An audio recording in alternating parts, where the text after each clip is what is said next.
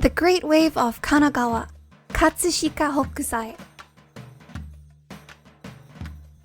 The big waves are coming. Let's keep rowing and stop the boat from going under.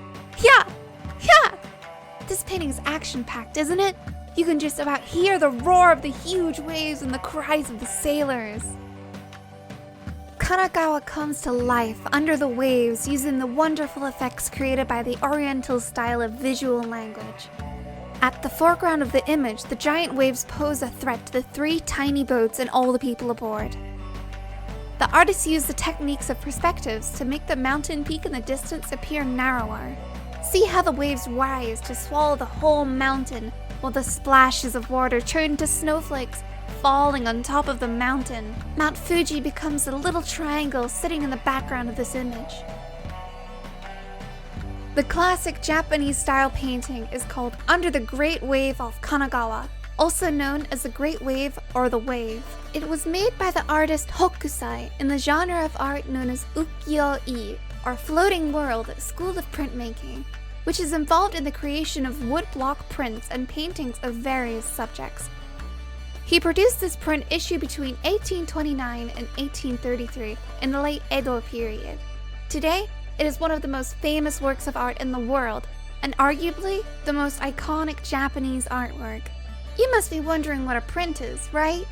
Printmaking is a technique based on creating an image on a material like wood and then transferring the image onto another surface like paper or fabric. You can think of it as a hand-printed picture. In the eyes of the Western world, Hokusai is a famous master of the Oriental style of art. He has a very unique painting style and is known for creating landscape paintings with indigo and imported Prussian blue as the main colors.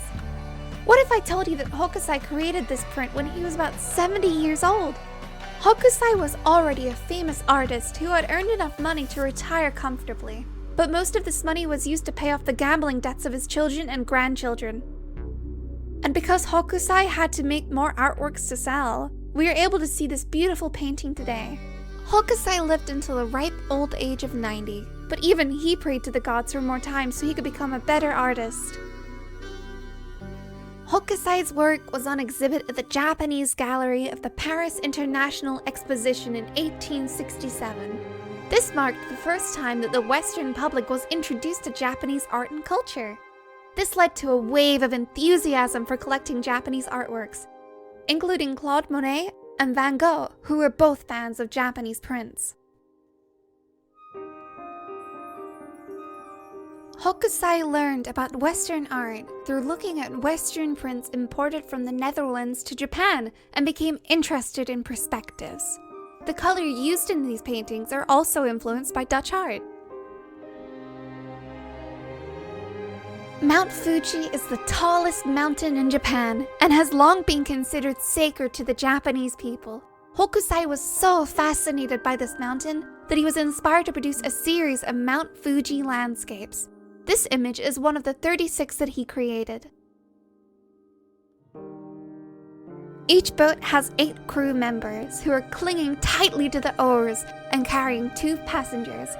Based on this, some people are able to estimate the size of the boat, and then use this information to work out the height of these waves to be between 10 to 12 meters. This means that the waves are about the same height as a 3 to 4 story building.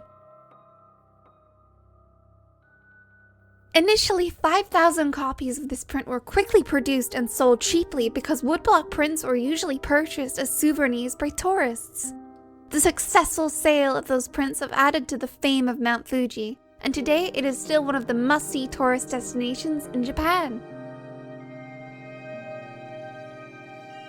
The woodblocks used for creating the prints wear out after long periods of use, so there will be a big difference in the quality of the image and color of the early edition prints compared to the later editions. In the end, the woodblocks will not be able to produce any more prints. Even though there are many editions produced in the beginning, many of them were damaged or destroyed during the war. The Metropolitan Museum has a very early edition of this print to its collection, which is very well preserved, judging by the color of the sky and some of the very clear and detailed lines in the background scenes.